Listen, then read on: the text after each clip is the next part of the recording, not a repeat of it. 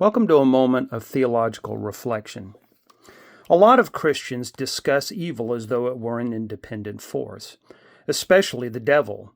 Although Jesus talked about Satan or the enemy, he never treated the devil as anything other than a subordinate fallen power, certainly not as a co-equal God, nor did he treat evil as the equal and opposite force from good.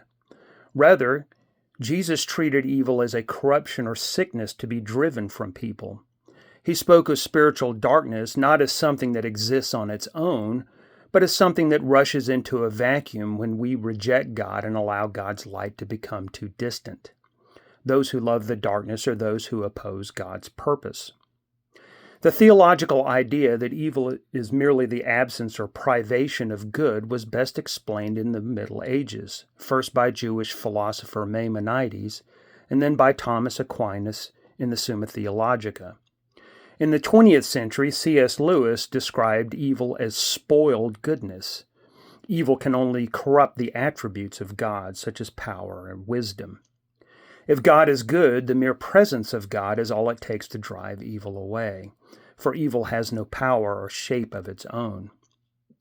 This observation helps prevent us from elevating evil to something beyond God's control that we must fear.